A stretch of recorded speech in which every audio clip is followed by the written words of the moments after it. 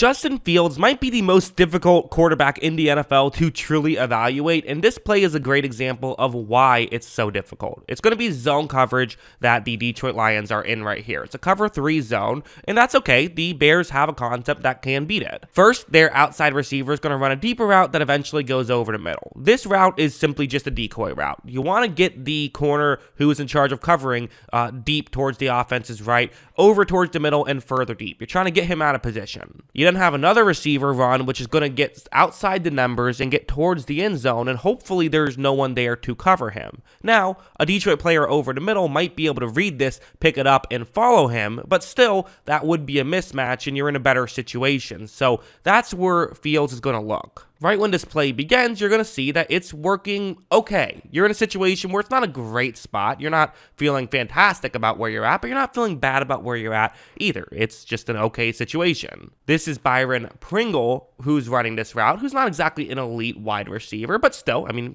make a good throw, he can catch it, right? But here's where things get a little bit tricky, is Fields has to make this throw now. So he has to make his throw a little bit earlier, and it's going to be kind of a timing thing, where watch what Pringle does. Watch how he kind of cuts closer towards the middle then, and I think that slows him down a little bit to where the throw goes over his head, and this is just why things are so difficult, is I don't know who to blame on that one. Should Fields have known that that's how Pringle tends to run that route and thrown it a little bit behind? Or should Pringle have known that Fields likes to make that throw a little bit further and should have stayed further deep? Really, it's a chemistry thing, but there were just so many little issues like this throughout the Chicago Bears season. So, well, I think it's totally reasonable to say that Fields still has not been an effective passer at the NFL level. The question really is, well, whose fault is it? It might be Fields' fault, but it also might not be, and it's just a complete question mark that we'll probably have to just give it a year, give some talent around him, and then we'll finally be able to know